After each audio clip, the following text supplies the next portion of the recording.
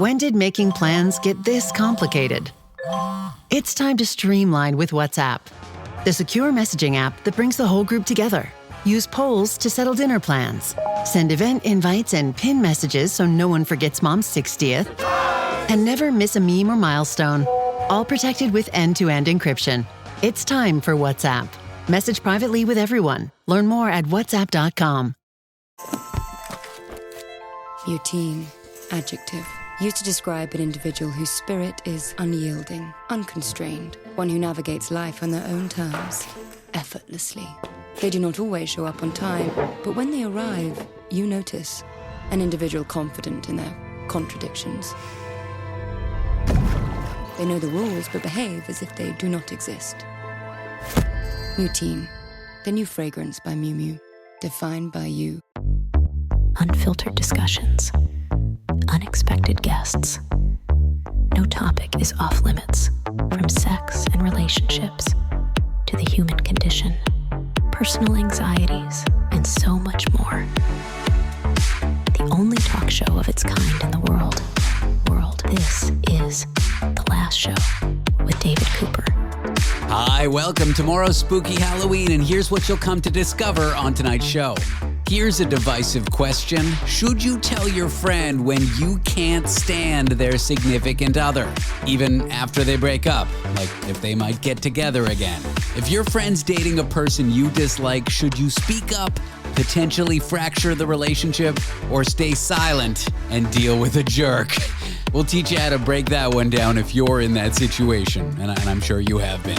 That's halfway through the hour. Then, if laughter is the best medicine, then the winner of the World 2025 Laughing Championship could be a great doctor for you, and that's who we're going to have, newly minted as the champ, towards the end of the hour on the show. That's just some of what we'll cover tonight. For now, let's dive in, though.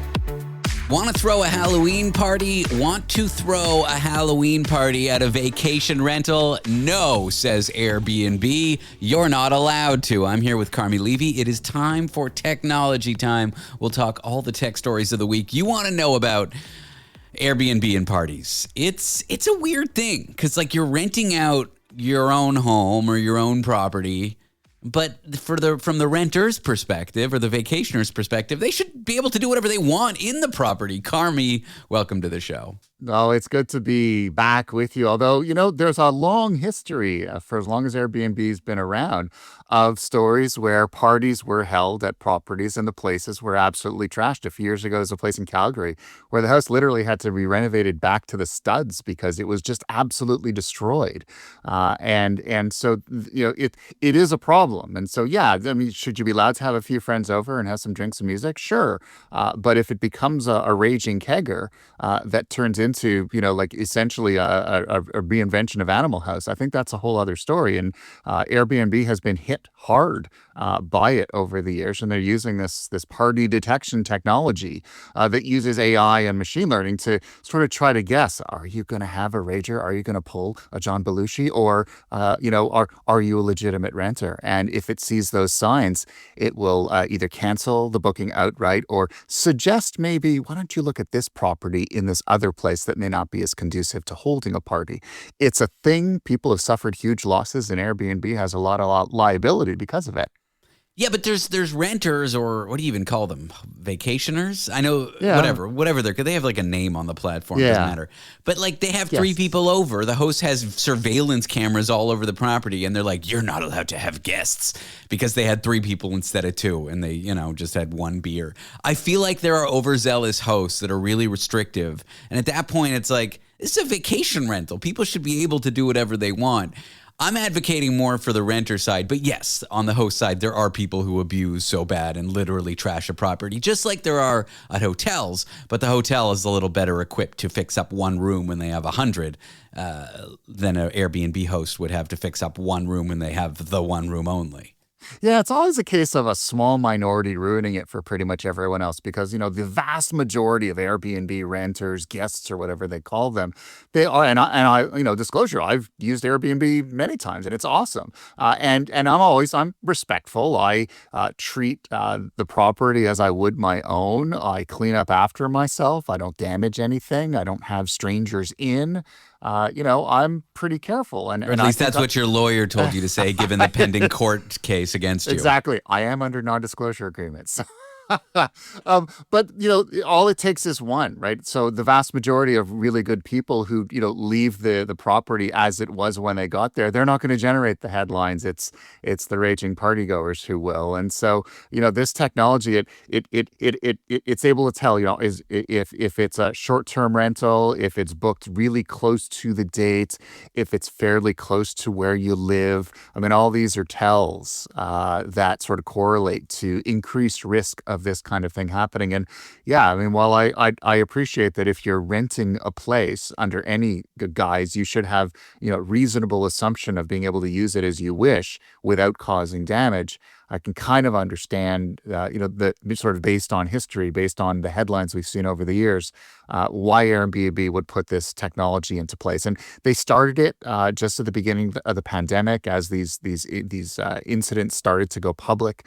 They also activated on New Year's Eve.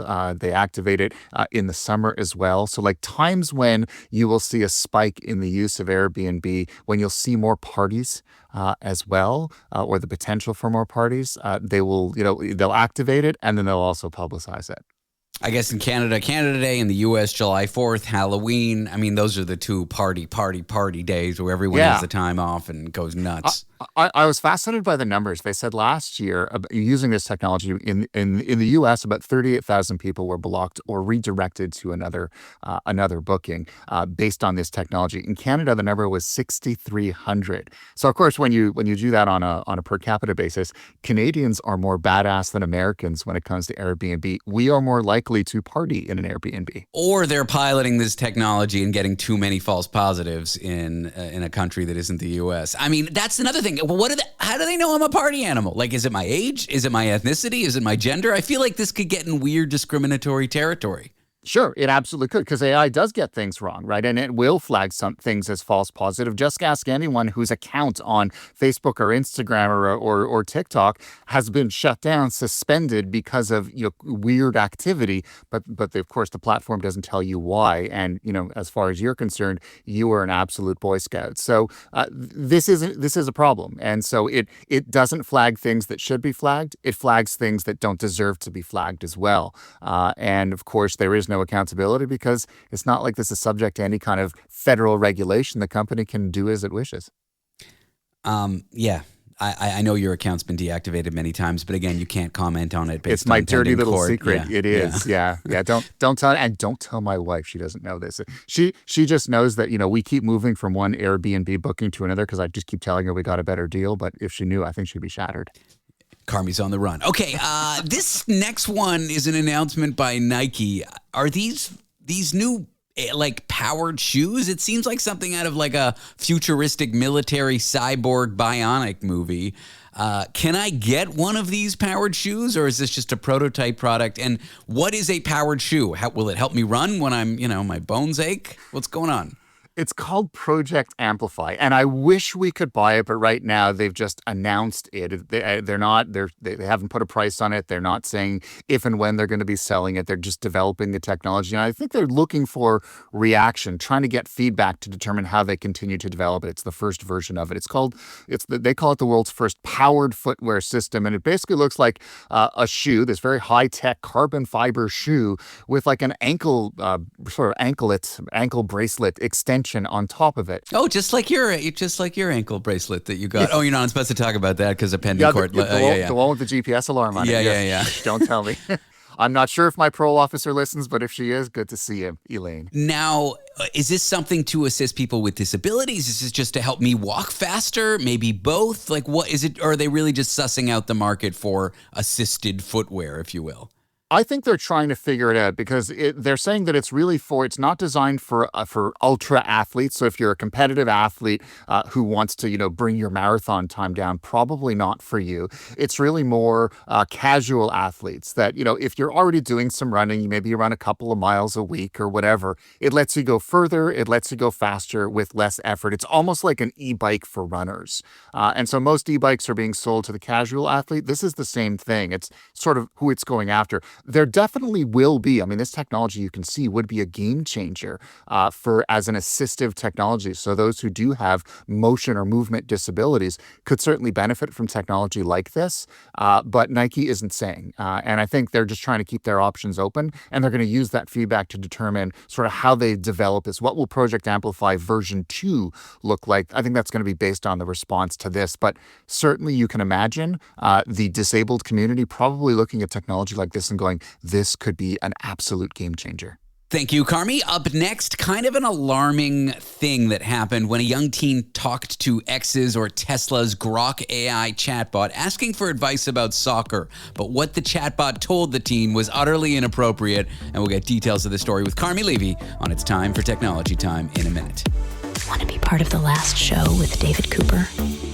Call us and join the conversation. 1-888-505-6644. When it comes to what your family eats and drinks, you know your choices matter. You're the expert because you know what fits your life.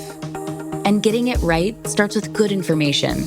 That's why America's beverage companies are sharing more information about our ingredients at goodtoknowfacts.org. No spin, no judgments, just the facts straight from the experts for more than 140 beverage ingredients. Visit goodtoknowfacts.org. Broadcasting intimate details and useless information from an undisclosed location in New York City. The Last Show with David Cooper. When chatbots don't have many guardrails, I'm talking large language models, what happens? What do they end up saying and to whom? And is what they say something to worry about? Well, that's exactly what one mom found when her teenage son asked Grok's AI chatbot about soccer. What the chatbot told the teen or sent the teen or told him what to do was kind of a problem. I'm here with Carmi Levy. It is time for Technology Time. Carmi, welcome to the show. Good to be back. Thanks for having me, David. Okay, I think it's every parent's nightmare that their kid goes on the internet, does something innocent, and what they find is utterly inappropriate.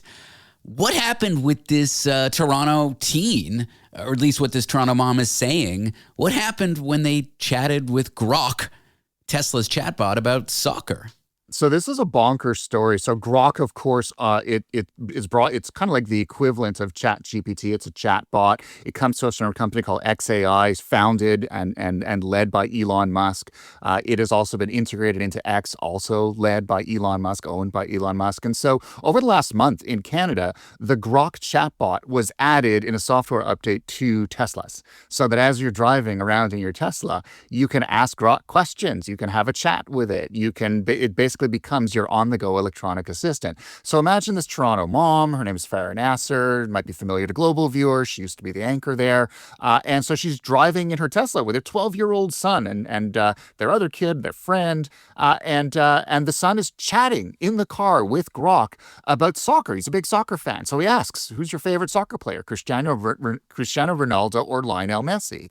And the bot says, well, Ronaldo's my favorite. So they start talking about, these two players, and they start just jokingly trash talking Messi. And it goes back and forth, kids having a lot of fun with it because he's a 12-year-old boy. And then out of the blue, Grok, the bot, goes, hey, why don't you send me some nudes? And what? Wait. Why don't you send me some explicit photographs of exactly. yourself?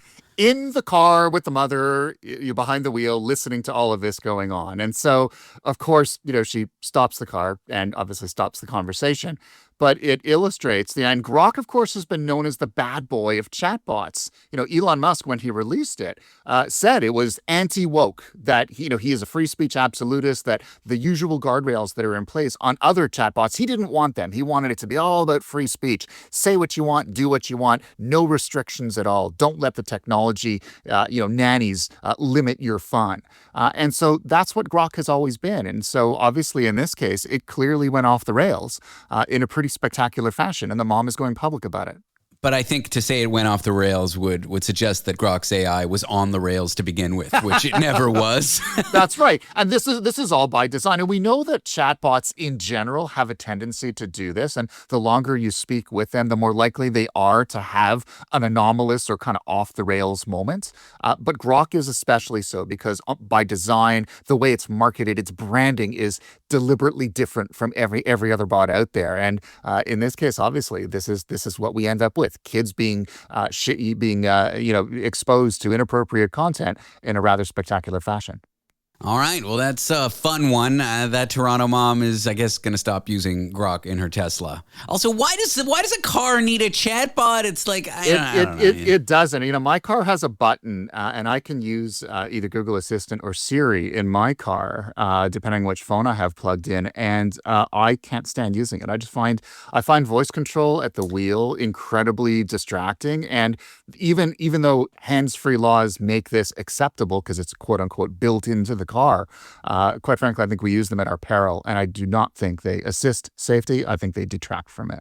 I don't have Siri enabled on any of my devices, but I gotta say, I like it as a feature because watching my parents in their 70s try to use Siri, get into fights with Siri, not understand like when it's recording and when it's not, and then like saying it again and yelling it louder and faster as if that'll make it work better is one of my great joys. Some of my kids' favorite memories of their late grandfather, my late father-in-law, are of when he wrestled with the voice control system. It was an early system in his car, and he would say one word and it would, bark back another, and he never got it right, and he always ended up just dissolving into anger. And it was my kids thought it was the funniest thing, and to this day they laugh whenever they share those stories. Let's get an update on the TikTok deal that's supposed to happen in the U.S. Something was supposed to happen with it today, but the president right now is in Asia. I think he met with Chinese officials. And is it ever going to go through? Are they ever going to force TikTok to be sold or have a majority interest that's here in the U.S.? I don't know. If I were to guess, I would say this ball is going to keep getting kicked down the road until ever. We were like, the big announcement was supposed to come today, and now there's nothing. And it's not like and they have been selling this. So Trump has been saying the deal's been finalized, and I'm going to meet with President Xi Jinping on Thursday, and we're going to sign it. And his Treasury Secretary Scott Bessent is basically saying the same thing, and they just keep hyping it and hyping it. And this has been going on for weeks, and then the actual meeting happens, and they don't talk about it, and there is no deal. Nothing has been signed, and all along, they said nothing about it. It was the U.S. that was hyping it up. The Trump administration that wanted to use it as kind of a sign that they've won or something. And yet here we are, China. Clearly, they've never been happy with this deal at all. They've never been happy with the law that forces the company to sell its American operations in the first place or risk being shut down. And they have said time and again that they would oppose such a deal. And so as the U.S. was crowing, we're going to close this, get it over the finish line, China basically said nothing and then waited until today and continued to say nothing. So they signed some kind of trade agreement that pulls back some of the tariffs, but TikTok was not included in that, which suggests the U.S. is going to keep, as you said, kicking the football down the road. And Donald Trump can keep doing this. That law is in effect, but he can keep delaying it. And he's been doing it by 3-month increments. And the next one is coming up in January. I would expect that it'll continue to be pushed, and he'll continue to try to pretend to the American public that this is actually going to be a thing. No, Mr. Trump, it is not. Okay, let's talk about this Amazon outage from last week that we covered a lot. I don't want to get too nerdy about it, but they now have a reason why it happened, and it's not looking good. It was perhaps just one single point of failure, which as a huge web services cloud company, you should have redundancy. Yeah, that's what's striking about this is they say now that it was a software bug in what's known as their DNS management system or domain name system, and which is basically the addressing. It's how traffic gets. And again, I'll oversimplify, and you probably know way more about this than I do. But it is when you type google.com in your web browser, the address of the computer you connect to is this long number. And so the way that it turns the word Google into the correct address for the computer is this layer called domain names and DNS, and it's supposed to work, and it needs to work properly. If you type Google, you got to go to the right computer. You can't be going to Amazon. Mm-hmm. And every large company deploys this sort of routing system, and it seems like that's what broke. Yeah, and what's shocking here is that it was a simple or a single software issue that then cascaded into a global software issue. And so the company admits that it was not segmented. In other words, it didn't just take down one part of their network or one machine or one segment. Before you knew it, it was affecting the entire network and everything across data centers globally, which was absolutely shocking. The fact that the architecture allowed it to cascade to this scale, which I think suggests that Amazon has some explaining to do about the architecture that it uses to manage its global cloud services, and that it needs to invest more money in ensuring that a failure in one part of it, in one server farm in a data center in West Virginia, doesn't become a global problem like it did here. And the irony of this is just as Amazon was sharing these details about its cloud outage, Microsoft was having its own cloud outage with its Azure services, which took down Office subscriptions around the world. So if all you wanted to do was, I don't know, maybe send an email in Outlook or write a document in Word, which I'm guessing a couple of businesses in the world do this every day, you couldn't for hours on end. And so it's not just an Amazon problem, it's an industry problem. How these small issues become global, I think it's a question that these companies need to answer. Carmi, what a pleasure it was having you. Thanks for being on the show. Appreciate being with you, David. Thank you. Up next, a therapist with me to tackle this divisive question. Do you tell your friend when you dislike, you can't stand their significant other? There's pros, there are cons. We'll walk you through it in a minute. Want to be part of the last show with David Cooper?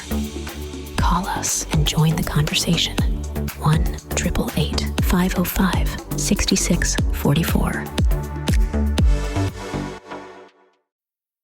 This episode is brought to you by Marshalls, where you never have to compromise between quality and price. The buyers at Marshalls hustle hard, working to bring you great deals on brand name and designer pieces. Because Marshalls believes everyone deserves access to the good stuff. Visit a Marshalls store near you or shop online at marshalls.com.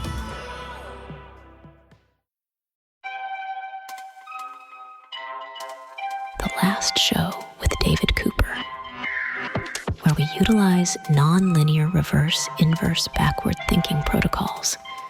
It sounds like this. The age-old question, what to do when you can't stand your friend's significant other? And should you tell them? Should you tell them when they break up, especially if it seems like they might get back together? This one is a discussion that a lot of people have different opinions on, and we are joined by Laurel Toorn, a licensed therapist who runs Laurel Therapy Collective, to discuss just this. I love this question, Laurel. It's such a fun topic. Welcome to the show. It is, and something that therapists often have to contend with when we're hearing things about clients' relationships, friendships, family relationships. When do we speak up and when do we zip it? And I think, there are cases where there's like abuse or violence, and maybe we'll hit on those, but I want to talk about just run-of-the-mill, I can't stand this individual, but there's nothing objectively wrong with them. Yeah. I feel like people want a clean-cut answer here. You should always tell the friend, or you should never tell the friend. And it's not, that's not the right way to approach this. No. If there's no abuse and it's not like there's no danger or blatant disrespect to your friend or family member, colleague, whoever it is, if you're going to say something, it should be about a behavior the person engages in. So I noticed he kept talking over you and that bugged me a little bit rather than, yeah, he's a jerk, I don't like him. I notice every time we order pizza, she picks all the cheese off and puts it into a pile and then eats the cheese pile and then the tomato bread. I've noticed that. It's not that I can't stand her. Are you saying that's how I should approach this? Yes, that's a real example. Well, you know what? Food is a mechanism for control for a lot of people. So that's another topic. But if it's just kind of like things that just get on your nerves but aren't an encroachment on another person, you should probably keep it to yourself. Yeah, I actually agree. And I also think if they break up and it's clear they're not going to get back together, even then be careful. Yeah. And even then say, look, I have this feedback for you. But if you do get back together with this individual, I support you doing it and I will have a good attitude about this person. You know, Yeah. I really think you shouldn't interfere. See, even that's tricky though. It's tricky because even if you say like, hey, if you get back together, I support you, like they don't necessarily feel supported. So what your words say and like how you're True. behaving doesn't align. So I would say like most of the time, keep it to yourself unless there's a specific behavior or like again, a safety issue or like gross disrespect. It's tough because adults are allowed to make choices that not everyone agrees with. And your friendship shouldn't be contingent on them only making choices you agree with. The problem is once you speak up, it's now this thing. Yes. Like every time the Yep. person who you've spoken up to, who has this partner you can't stand, Yeah. thinks of you, there's now this wedge and you can't unsay these things. And there's consequences to it. And, you know, you're potentially interfering with that person's life. And so for these reasons, I'm kind of against it morally. I generally tell people it is like black and white. You shouldn't do it. Yeah. But I know that there are others that don't agree with me. Yeah. Again, if you can point out a specific behavior, Yeah. because people are a lot more receptive to like behavioral feedback than just like character feedback. You know, anyone that's taken a debate class, like we know, like you argue with someone's point and like their argument, not their character. I believe, what do they call that? An ad hominem attack, when you just attack someone's character but not their point. Yeah, and especially like if you don't have any evidence to back it up, right? Like if you just say like he's just such a jerk, it's like, well, how is he a jerk, right? It crumbles really fast. So sticking to like one, maybe two behaviors, you're like, yeah, you know, I've noticed that like he always walks way ahead of the group and like is not interested in talking to the rest of us. Okay, like that's probably as far as you can take it, while still maintaining the friendship. Interesting. Yeah. Are there, so in my friend group, there's this woman who's friends with my girlfriend. I can't stand her. She can't stand me. We treat each other with a lot of respect. Yeah. And she's never said anything mean about me to Miranda. And whenever she comes up to Miranda privately, I'm just like, look, we're not each other's cup of tea, but we get along. She's your friend. She's a great friend. I'm not going to say anything bad about her. I actually, in some way, like have started to like this woman, even though I can't stand her. It's just like our personalities aren't compatible. Yeah. You know, but she treats me with respect. I treat her with respect. When we're around our friends, we get along. And that's the best way you should play this thing. Yes. And very common for that to be the case, for there to be one person in a friend group that you're just like, oh, why is this person here? Right. And just, you know, like the reason that the two of you just stay at a respectful distance is out of respect for the rest of the group. Because if the two of you were to like open fire, it would completely disrupt the social ecosystem. And so like, regardless of your feelings towards her, it's your respect for everyone else in the group that you're just like, yeah, I'm willing to just have this détente. I'm sure she would love to get into arguments with me and tell me why everything I say is annoying, because I would like to get into those arguments with her. But out of respect for Miranda, my girlfriend, and our mutual friends, I treat her with dignity and respect. I even have her number, like, hey, is the thing at your house tonight, or Miranda's going to be late? You know, like, it's funny. Like, I've come to actually like her in a way, even though I can't stand her. And I know she can't stand me.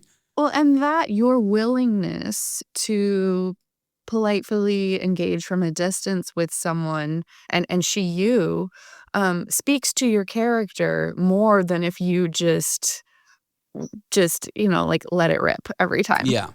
It's rude to your partner to like get into, this is kind of the reverse of it when you can't stand their friend, but as the friend, it's rude to your friend. Yes. To really like, you know, gang up on their partner, and then they've got to pick a side, and that act of making them pick a side is like, can create this fracture, right?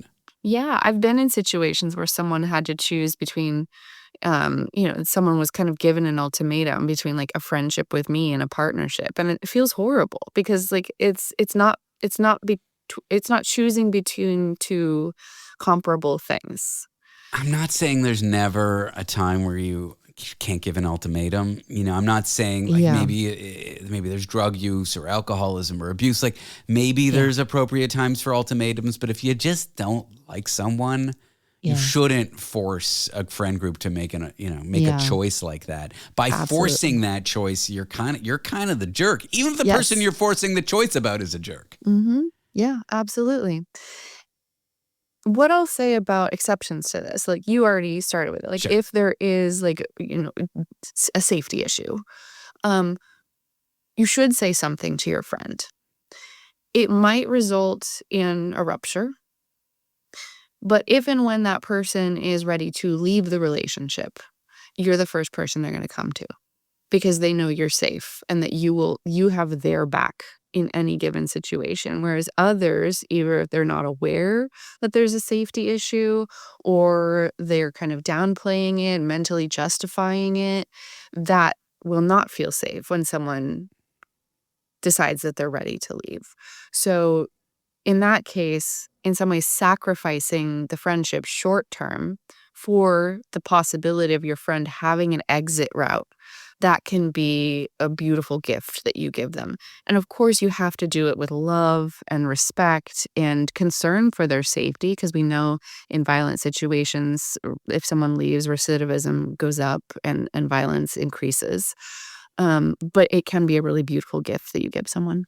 Sort of offering that future lifeline. Yeah. Mm-hmm. Well, Laurel Vander Toorn can be found at Laurel Therapy Collective that she runs that serves California and Florida. Laurel, I appreciate you coming on the show. This is kind of a fun topic. I appreciate you navigating it with me. Happy to be here. I'm sure you've heard what they've said, that laughter's the best medicine. Well, in a few moments' time, our next guest, if that's true, might be the best doctor of them all. He's the world laughing champion for 2025.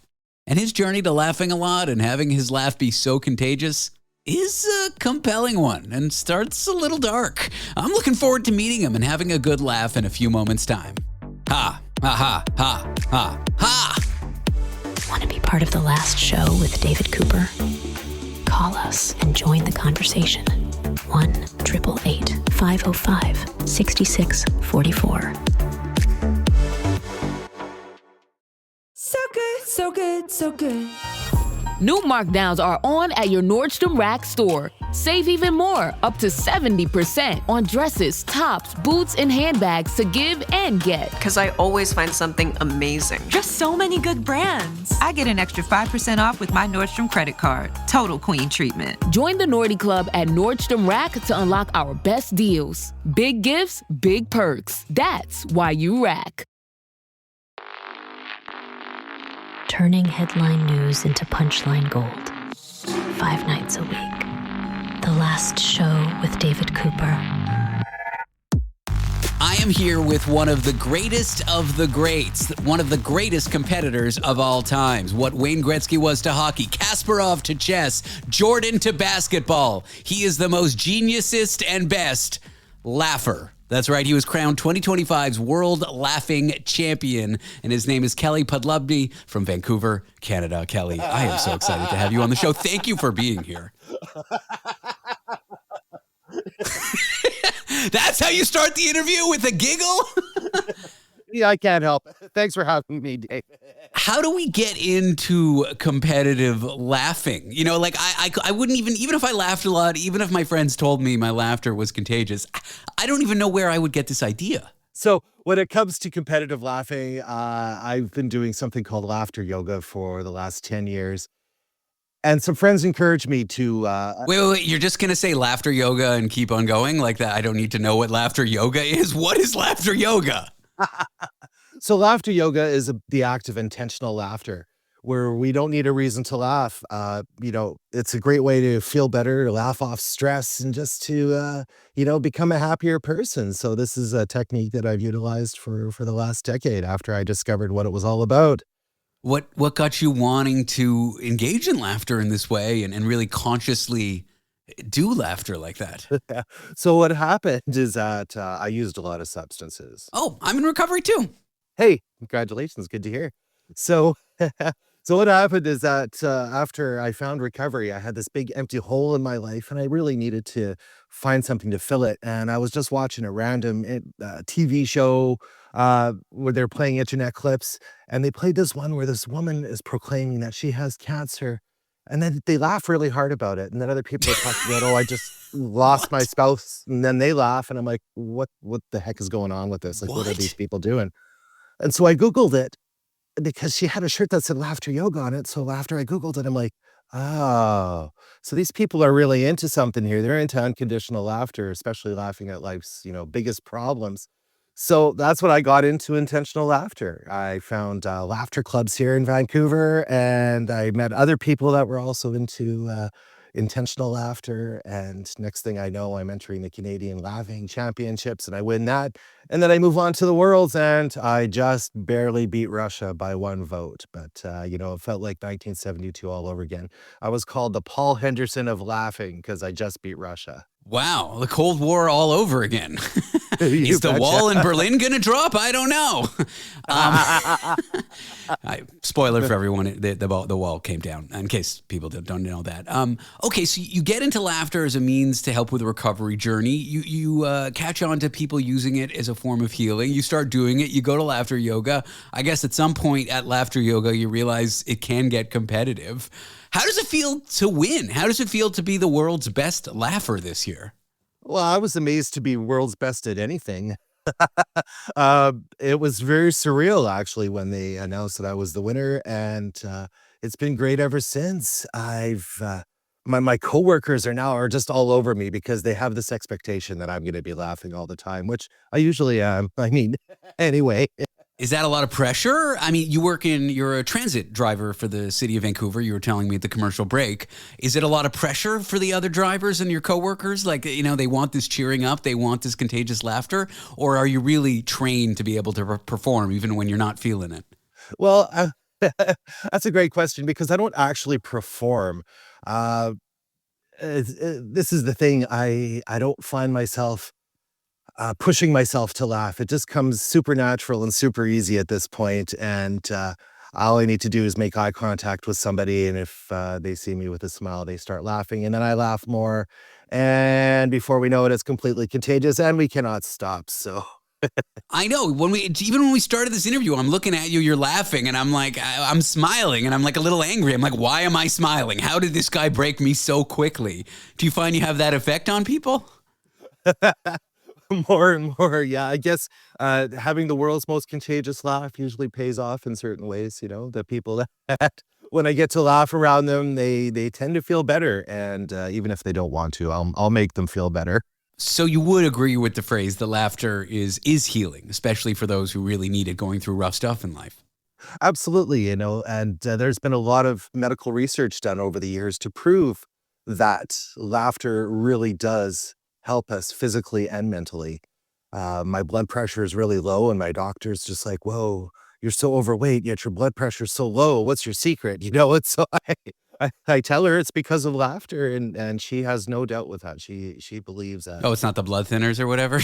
I'm kidding. No, I'm not medicated. Not medicated. Sometimes do you feel that you should be? I am. I feel like that joke, the context of that joke not being mean is I am heavily medicated. Well, so what is a laughter competition like? Like, what is the world champion like? Is there like a real fierce competitiveness, even though everyone in the room appears to be having fun and laughing? There's a lot of hot-headed, a lot of blood, a lot of danger, a lot of anger, or is it just a bunch of friendly people trying to laugh? It's a bunch of blowhards that just want to hear themselves laugh, like. So the way the competition works, it's through process of elimination. So we do different kinds of laughter as we go through. So like the first round was big, demonstrating my best laugh, what a Canadian would laugh like. And then we all sort of took a turn. And then the person with the least amount of votes at the end of that round was eliminated. And so I carried on like that. We had like a laughter duel. So I was up against the fella from Holland. I was calling him the Dutch laughter assassin because he had just an amazing laugh. The one that did win me the competition was being able to laugh at myself. And laughing at myself is pretty easy to do because I'm usually doing a lot of silly things. So it's like, yeah, there's a lot. I give myself a lot of material. Can you juice? Like if I'm a bodybuilder, I could take steroids on the sly. If I'm a cyclist, I could take, what is that substance? EPO or blood doping. You know, if I once asked a Jeopardy winner who I interviewed on my show if they checked for like, you know, ADHD medication or like, you know, Ritalin or that kind of thing. And she said they didn't, which kind of shocked me. I feel like they should because that's juicing. I guess for you, you could pretend you have asthma and then like, oh, I got to use my inhaler, but then maybe it's laughing gas. Like, could you juice? Do people cheat? I don't know how you can cheat. Well, I just described it to you. Sneak in laughing gas. Maybe. I don't think people really need to do that. Okay. But now you got me thinking for a future competition that maybe. To be clear, for legal reasons, we are not accusing you or anyone from this competition for cheating. And if we are, we just have to add the word allegedly and I can't get sued. That's a trick I learned. Just say allegedly. No one can sue you, I think. For people who really would need laughter in their life, who are going through some rough stuff, what do you recommend to them? If you mentioned laughing more has had a positive health and mental health benefit for you. Research says it has that for others. But imagine I'm just some curmudgeonly radio host who's always angry and who no one likes. I'm asking for a friend, not for me. What would you recommend for me? Sorry, for the friend. What would you recommend for the friend? So there's lots of resources out there. If somebody would like to maybe learn more intentional laughter, a quick Google search, YouTube. There's hundreds and hundreds of videos put out by laughter professionals that will show you techniques and ways to chill out and relax and de-stress and just, you know, feel better about life. And so, but the thing is, you have to choose to do it, right? Especially if you're a curmudgeon. I know I was pretty grumpy for a lot of years, and the last thing I wanted to do was get myself out of that. But once I found an outlet to incorporate more joy into my life, I just can't help it now. You really do have to make that choice. Being in recovery, like I only quit drinking when I made the choice to stop. So I suppose wanting to laugh more in this sense is a choice as well, isn't it? Absolutely, it is. And I consider it a practice too. It's not something that I was able to get right away. If I keep at it, I'll get better and better. And next thing I know, I'm winning a world laughing championship. Well, to that end, I am here with World Laughing Champion for 2025, Kelly Podlubny. Kelly, it was a joy. It was a laugh. Thank you for being on the show. Thanks for having me, David. Appreciate it. Fur baby culture. Sometimes people with their dogs make medical decisions that aren't in the best interest of the pooch. There's animal welfare issues with over-coddling your pet, and after the break, we'll tell you what those are. Want to be part of the last show with David Cooper? Call us and join the conversation. 1-888-505-6644. This episode is brought to you by RumChata, a delicious creamy blend of horchata with rum. It's best enjoyed over ice or in your coffee. RumChata, delivering vacation vibes any way or anywhere you drink it. Find out more at rumchata.com.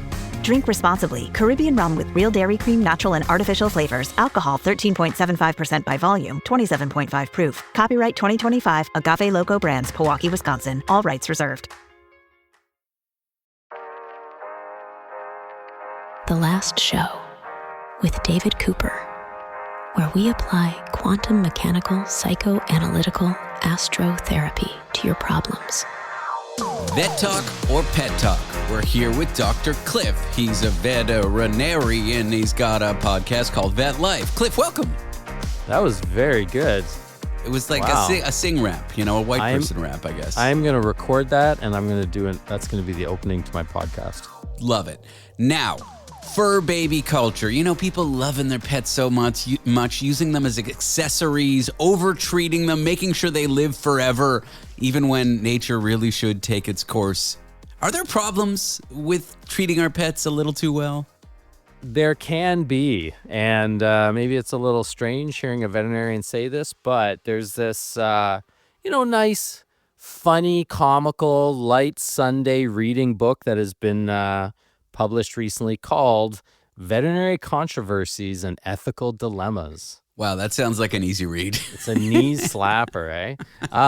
This book, which was it was written by several veterinarians, anesthesiologist, a surgeon specialist, internal medicine specialist.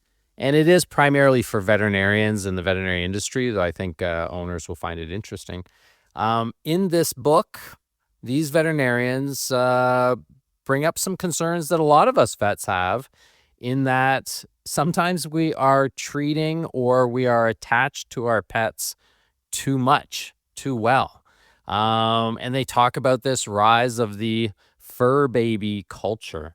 Look, we all love our pets. I think you could agree that Tomato is a part of your family. Oh yeah. He's in charge, really. You love him dearly. I love my pets. But there is a concern that, people are really treating them like their children, to the point where they are putting themselves in decades of debt to take care of their pets. And unfortunately, there are some veterinarian clinics, especially the ones that are becoming more and more corporate, according to the people in this book, that are pushing profit more than actual patient care. So doing operations, surgeries, medical treatments that may actually not be in your pet's best interest. Yeah, and there's an argument there. Like, it's basically talking about, when is it time to say goodbye? And there are times where the quality of life of the pet needs to be, discussed, and there's a concern. And people are becoming incredibly attached to their pets and the human-animal bond, which I support and I promote. The human-animal bond can get so strong where the people become dependent on having these pets. And these pets, we joke that sometimes they're accessories. You get the little poodle, little chihuahua. It lives in a purse. It has all this bling that it wears, et cetera, et cetera. I mean, all right, there are some issues with the behavior and how that can negatively affect the behavior of these pets. But that's one thing. It's more when you get this 12, 13, 14-year-old dog who's on its last legs, but two of those legs don't work anymore because of, a spinal tumor or an injury. And then you get them the little wheel cart, and then they can't urinate, so they're constantly getting bladder infections, and you're having to express their bladder. And all of these things, I have patients that are going through that, and I applaud the families for taking care of them. But where's that line? And unfortunately, according to the authors of this book, the ethical dilemma is that they are seeing that this line is being made fuzzy or furry or scaly. I don't know. In that there are some veterinarians that aren't saying, okay, we've gotten to the point now where Fluffy is not enjoying life anymore. Maybe it's time that we do a humane euthanasia, help him or her off to the Rainbow Bridge, and do this in a humane way. Or is that between Buffalo and Niagara? I think so. Bridge? Yeah. I believe so. Not funny at all. You were being serious. I know. That was funny. And we need humor to survive in situations like this sometimes. And, there's a worry that the occasional veterinarian's taking advantage of this bond. And what is the cost to the pet? Now, you wouldn't keep a person around who is like in the hospital with no brain function.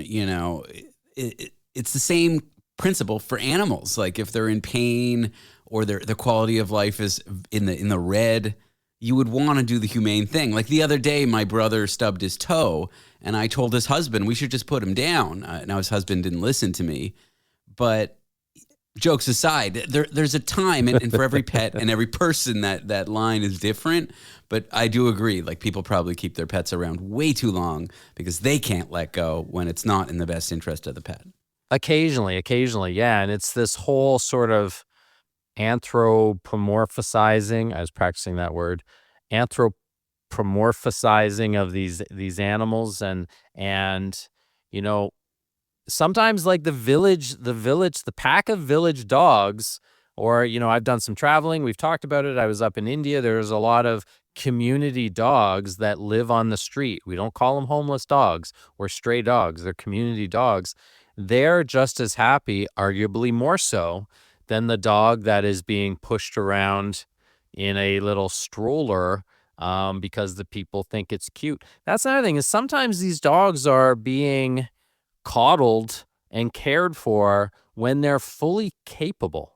And people are spending a lot of money, which is, if you got the money, spend it. Like, what's the difference between that and spending crazy amounts on a large screen TV, right? If it makes you happy, that's fine, but not if it's negatively affecting the pet's behavior and happiness. And dogs were meant to get dirty.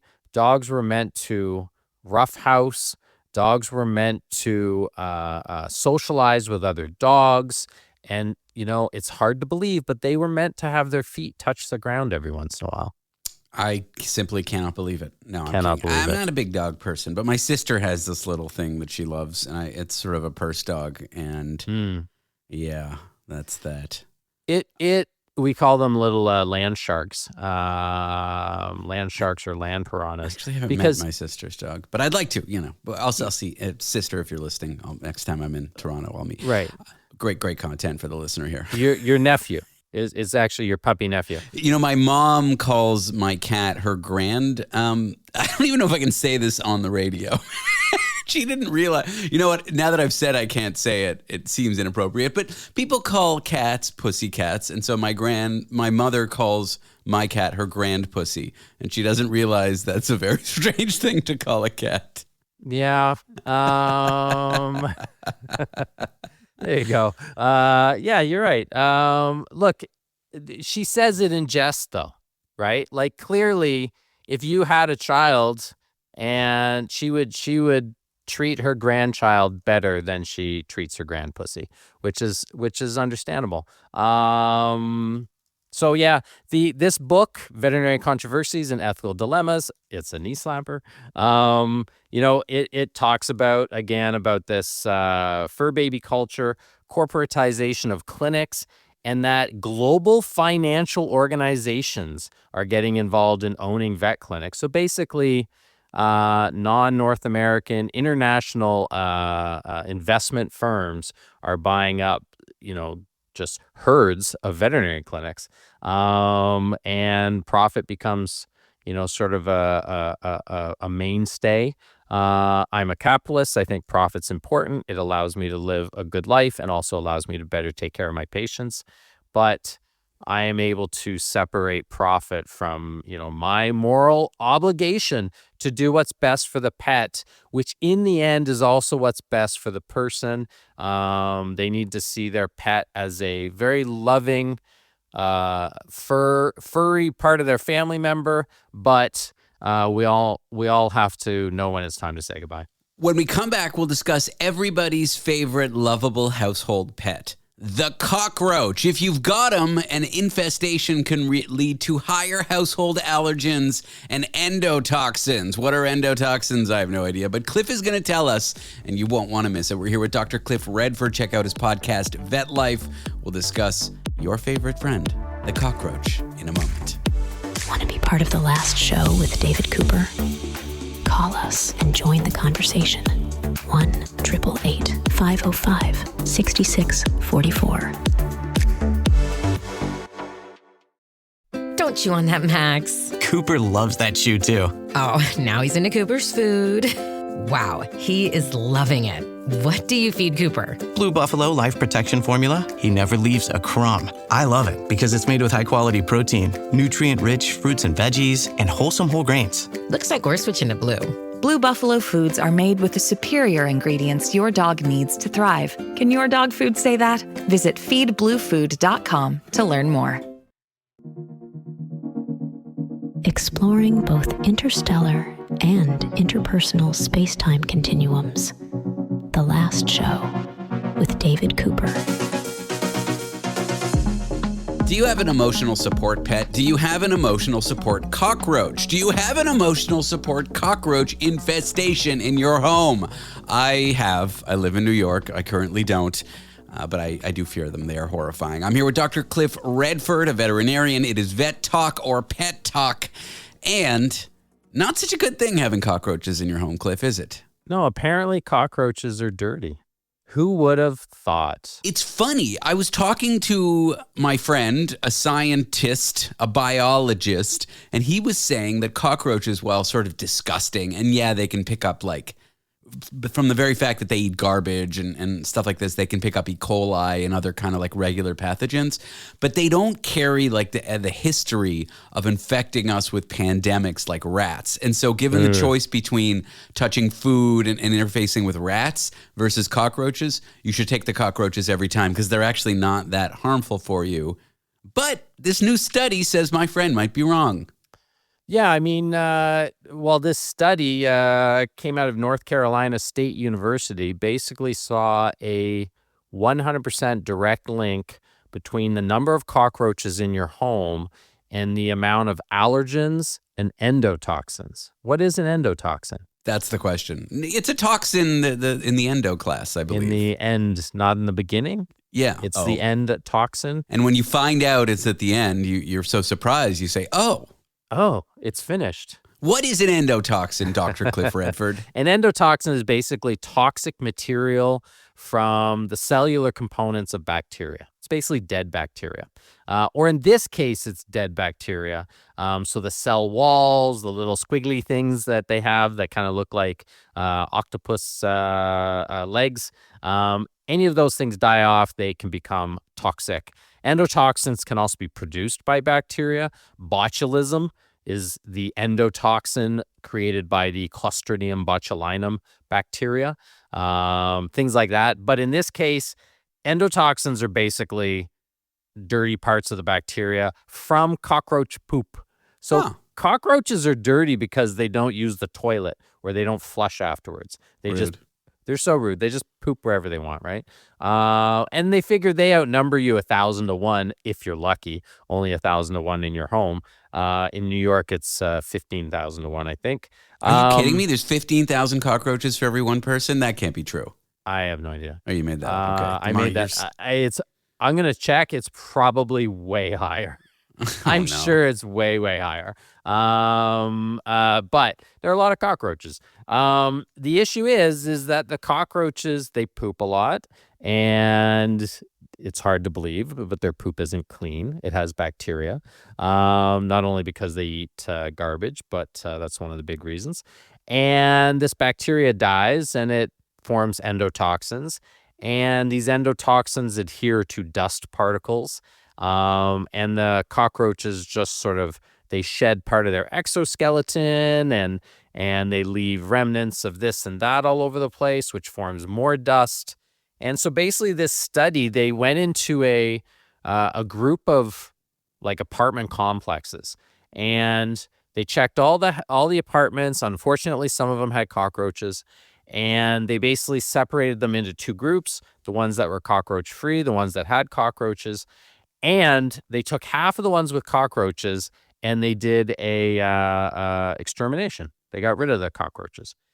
And they tested them at day 0, 3 months later, 6 months later for allergens and endotoxins. And again, a lot of cockroaches meant a lot of allergens and endotoxins. And then as they exterminated them, and they exterminated only the cockroaches, which is kind of rude. Why wouldn't you just help me out with the silverfish and the other bugs that are here? But I guess that's how science is. And yet the numbers still went drastically down. So cockroaches, maybe they're gross. They make people, they give them the creepy crawlies. But they can affect our health. They can increase asthma severity, increase obviously allergy severity.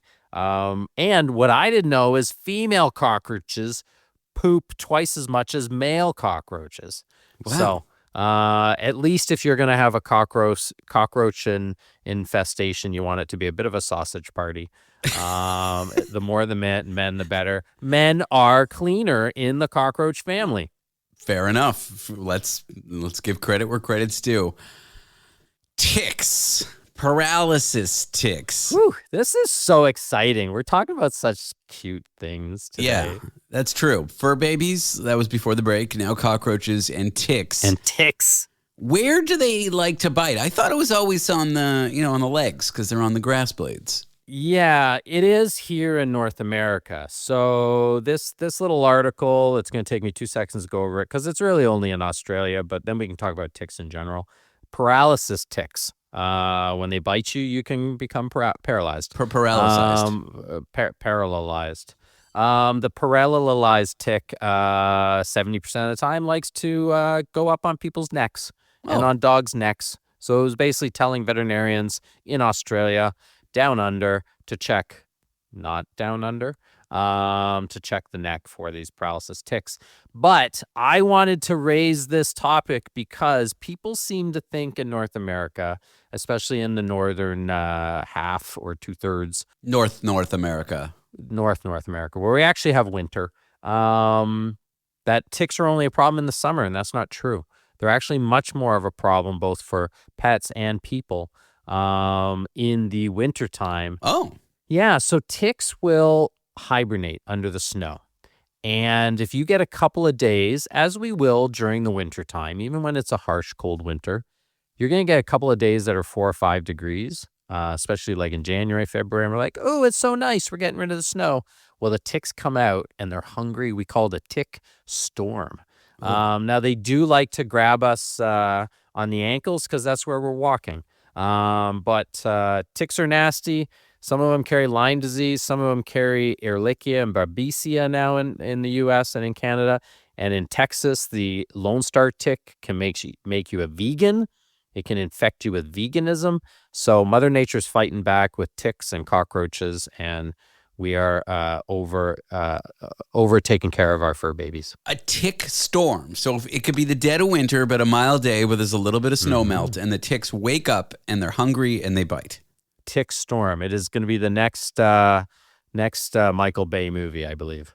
Yeah. Okay. So watch out. And then if I do get bitten by a tick, I look for the bullseye thing. And if I have the bullseye thing, I go right to the doctor because that means I could have Lyme disease. Yeah, essentially. And it's really easy to treat if caught early. They basically do antibiotics. And as far as pets, about 80% of dogs fight off the Lyme disease on their own. It's the opposite in people. If you actually get the Lyme disease bacteria, Borrelia it's called, into your bloodstream from this tick, about 80% of us could get sick from it. But we will develop this sort of unusual rash. They just put you on simple antibiotics. It's super, super simple. If I were to go to my doctor and I said, look, I got a tick and it created this rash, and they're like, we're going to run some tests, I'd go find another doctor. In fact, I'd probably just go find a veterinarian friend, which is me, and I would just take some antibiotics. So it's serious. Ticks are here. They're not going away. They're carrying more and more disease. Protect your pets, protect yourself, yeah, there you go. I've never been bitten by a tick. Is it fun? Is that a fun experience? Have you? I've had them crawl all over me, but it's because I'm picking them off of animals and showing them to the camera. No, it's probably uncomfortable. Problem is sometimes they're so small and they embed their little head in your skin, you may not even notice them. So you can have them for days and days and not realize it. I got 2 separate friends with chronic Lyme. It's no joke. If you see the bullseye when you get bitten by a tick, go to a doctor. Dr. Cliff Redford is here. He will soon not be here. But first, I want to thank him for his time. Cliff, thank you. Bye. It was great. Coming up, talking about pets a little more. I think a lot of people assume that getting a dog, getting a cat, getting a squirrel might make you happier. Okay, not getting a squirrel. But the science says getting a pet doesn't always make you more fulfilled. Want to be part of the last show with David Cooper? Call us and join the conversation. 1-888-505-6644. At Blinds.com, it's not just about window treatments. It's about you, your style, your space, your way. Whether you DIY or want the pros to handle it all, you'll have the confidence of knowing it's done right. From free expert design help to our 100% satisfaction guarantee, everything we do is made to fit your life and your windows. Because at Blinds.com, the only thing we treat better than windows is you. Black Friday deals are going on all month long. Save up to 45% site-wide, plus a free professional measure right now at Blinds.com. Rules and restrictions apply. The show that makes you laugh, think, occasionally uncomfortable. The Last Show with David Cooper. I think a lot of people assume that owning a pet makes them happier, but the science behind that is, well, complicated. Study shows that the reality isn't a one-size-fits-all. For some, pets bring comfort and companionship, but for others, they can add stress and responsibility that they can't manage, even cause loneliness. I'm here with Christophe Gagné, a social psychology researcher from the University of Quebec in Montreal, to discuss this kind of weird thing with pets, how we think they make us feel versus how they make some people feel. Christophe, thank you for joining me today. Hi, thank you so much for having me. The big headline here, I think most people, especially pet owners, would blanket, all of them, I would say, assume that owning pets make us happier. But you've looked into this, and it's not that simple.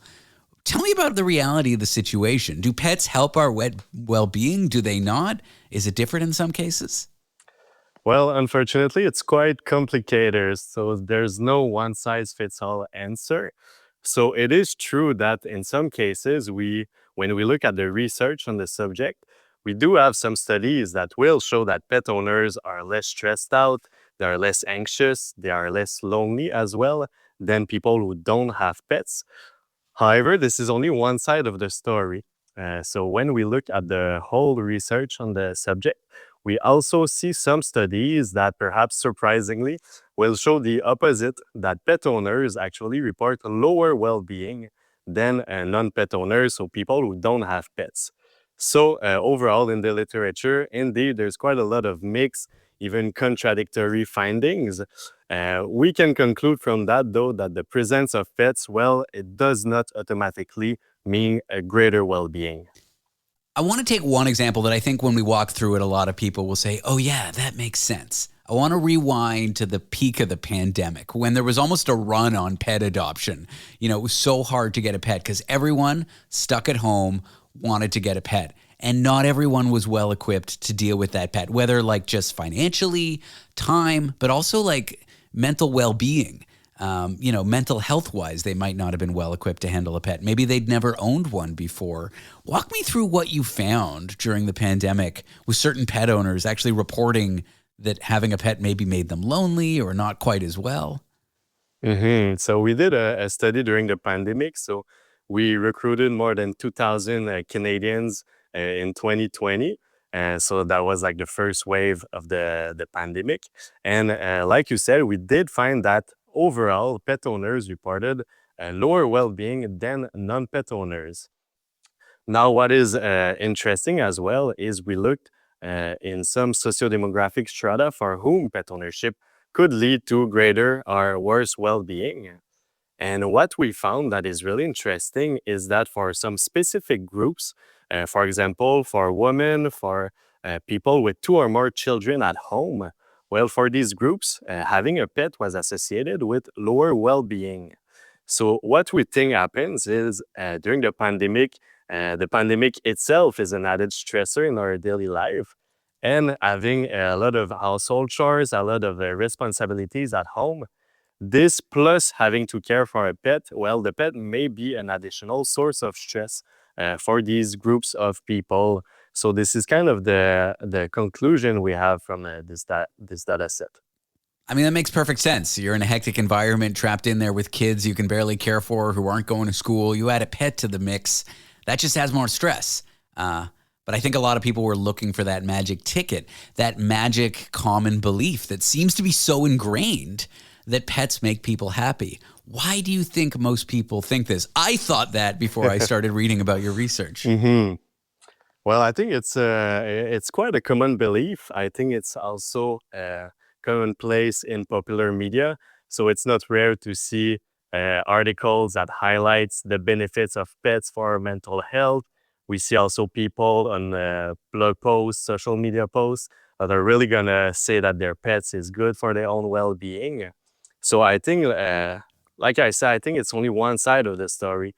People don't generally talk about maybe more the challenges, the responsibilities, the downsides that can come with pet ownership. And I think we just don't talk about it as much. And this is why there's like a widely held belief that pets in general are good, because this is kind of the belief, the thing we tend to share with others around us. Human-animal relationships, how do they compare to human-human relationships? What makes them so different? What should people know going into owning their first pet based on your research? So this is a great question. I really like that question because relationships with pets, they might not be that different from relationships with our close others, people around us. Pet owners often describe their pets as children, as friends, as loyal companions, and those are also descriptors we could say for people around us. So what we need to take into consideration is like with relationships with people around us, well, relationships with our pets, they can be more or less difficult, more or less good. So we can also have a relationship with our pets that are less or more of quality. So let's say you think that your pet is really similar to you. You think your pet has traits that are similar to you. For example, they are lazy or they like to go for walks. Well, this compatibility, it has been shown that feeling that you're more compatible with your pet lead to greater well-being. So this is one kind of example on how our relationships with our pet can really influence the benefit we're going to derive from those relationships. Does the type of pet I own matter? And before you answer the question, tread carefully. I am a cat person, and my cat Tomato is my best friend. But would it make a difference if it was a dog, a cat, a rabbit? Does the type of pet have an effect on our well-being? This can be quite a controversial question, but I think it's a great question to ask. And unfortunately, when we look at the literature on the subject, there's no definitive answer. So there's not one species that seems to be systematically associated with higher well-being than other species. What I'm going to add, though, is I think we need to look at the compatibility between the species of pet we choose and our lifestyles and our resources. So for sure, if I'm someone that is really busy, I work a lot of hours per day, well, maybe having a dog that is really energetic, that needs to go on a lot of walks, the compatibility is maybe not going to be as great as if I choose to go for like a cat, which perhaps demands less resources and time in terms of time. So I think we really need to look into more the compatibility aspect between the species of pets we're going to choose and our lifestyle. But don't dog owners report slightly higher well-being than owners of other pets? So there seemed to be a small trend showing that pet owners seem to report higher well-being than owners of other pets. This was the case in our study we did during the pandemic. Dog owners, well, dogs in general, there's a few specific things about them that might lead to greater well-being. First off, they help us being more active. We go on walks. We're more physical active. This can be good for well-being. I want to get one more question in here, Christophe. If someone is listening and they've never owned a pet or haven't owned one in a long time, and they're thinking about getting that pet to feel happier, to feel less lonely, what would you say to them based on everything you've learned? So I think it can be a great addition to our life to have a pet.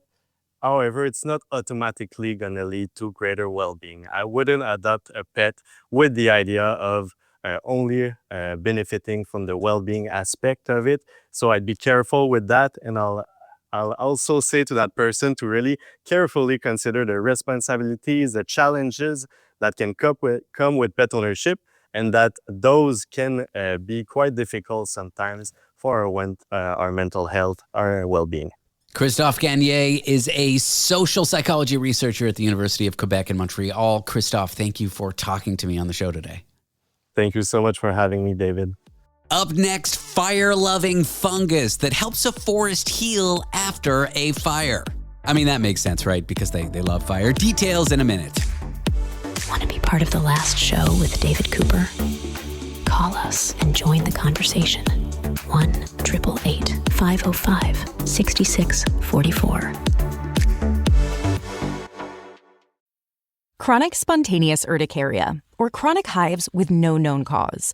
It's so unpredictable. It's like playing pinball. Itchy, red bumps start on my arm, then my back. Sometimes my legs. Hives come out of nowhere. And it comes and goes. But I just found out about a treatment option at treatmyhives.com. Take that, chronic hives. Learn more at treatmyhives.com.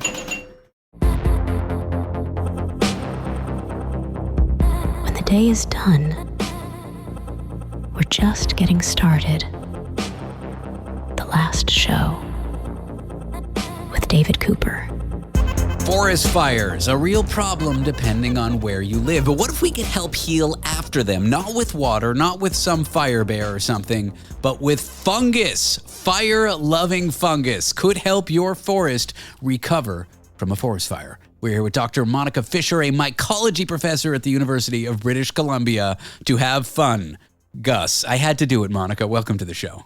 Oh, yeah, it's one of my favorite puns. Yeah, I feel like mycologists, it's just like a field ripe with puns. Okay, for people who have never heard of them, and I was one before I started doing a little research for this interview, what exactly are pyrophilus, did I say that even correctly, fungus? Sure, yeah. I say Pyrophilus, but I know what you mean. Okay, all right, fine. I'm not the mycologist. Yeah, no worries. It's kind of a funny word with some archaic Greek or Latin roots. I should know the answer to that, but I don't. And so if we break that down, it's pyrophilus. So pyro refers to fire, and philus just means loving. So they're fire-loving fungi, literally. How do they grow? How can they help us? What's so exciting about this fungus, and what do people need to know about it?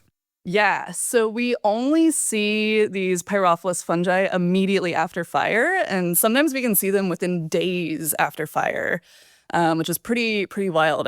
I feel like, I don't know, as someone who grew up in more urban landscapes, I had this perception that, fire is this all-consuming force that completely destroys the ecosystem and then just wipes it like a clean slate, and there's nothing there. It's dead. It takes time for stuff to sort of come in on the wind and reestablish. But there's actually a lot of opportunity for stuff to survive in the soil, especially fungi.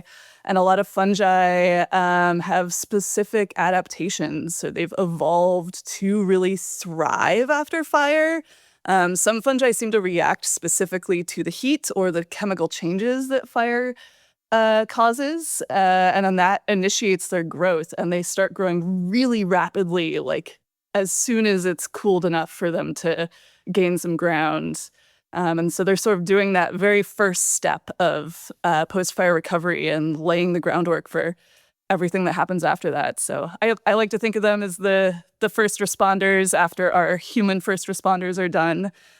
It's really cool. I don't want to downplay the things that we as humans have done to our environment to create more wildfires. I'm not trying to downplay that. But forest fires are a natural event in nature. They shouldn't happen as much as they do. They shouldn't happen when they do, blah, blah, blah. I'm not denying whatever it is that I am saying. But it shouldn't be a surprise to us that all kinds of ecosystems and fungus pop up after fire. And it's really kind of like there is a natural healing order after a fire occurs that's not man-made. Mm-hmm. Yeah, totally. I like to keep in perspective the fact that fire has existed on this planet basically as long as there's been photosynthesis. Like the two things that you need in order for fire to happen is oxygen, which plants flooded our atmosphere with oxygen. And then you also need stuff to burn, which is often like the body of plants. And so, yeah, I mean, photosynthesis evolved millions of years ago, and that has allowed for many other organisms to evolve with fire. We evolved with fire too. I mean, fire is how we learned to cook our food, that dramatically changed our whole digestive system. And fungi have evolved their own relationship with fire. A lot of plants need fire for their seed cones to germinate. And so I think it is a natural process. It's an integral part of being an organism on this planet. And yeah, there's something really beautiful about that. Well, talk to me about these funguses or fungi that pop up after a wildfire. What do they actually look like on the ground and in the soil? Oh, They're the cutest little rainbow of teeny tiny cup mushrooms are the first ones that come up. So if you go out to an area that's burned recently, and then also had some sort of input from water, so it could be just water from firefighting efforts or a rain or snow melt. So fungi need water to grow. But then the ones that are also paying attention to fire and reacting to the fire, water happens, they start growing rapidly, knitting the soil together, cycling nutrients, and then they start to fruit, making these cute little teeny tiny mushrooms initially. And as time goes on, they get to be bigger and bigger fungi like delicious morels, which if anybody listening to this is into mushroom hunting, they might be aware of hunting for morels in areas that burned in the previous year. And one strategy for morel hunting is you can sort of follow the trail of these cute little teeny tiny cups that aren't really worth trying to eat. They're just too small, but they come in this incredible display of colors. Anthracobia is bright orange and has these cute little eyelashes if you look with like a magnifying glass. Pyronema is one of the main fungi in my research that makes this funky pink crusty mats. There's a Pizziza that's purple, a whole bunch of cute little shades of brown. Yeah. As I got to take an aside here, as a mycologist, as someone who studies mushrooms, when you hear about people amateur mushroom hunting, perhaps after a fire for morels, I always get really nervous because I'm like, only experts should do that because, you know, you could very easily get killed or harmed or sick. And how do you have the know-how to do that if you're just like flapping through a book and trying to match photos? Do you get a little nervous when you hear about people hunting for mushrooms? I don't know.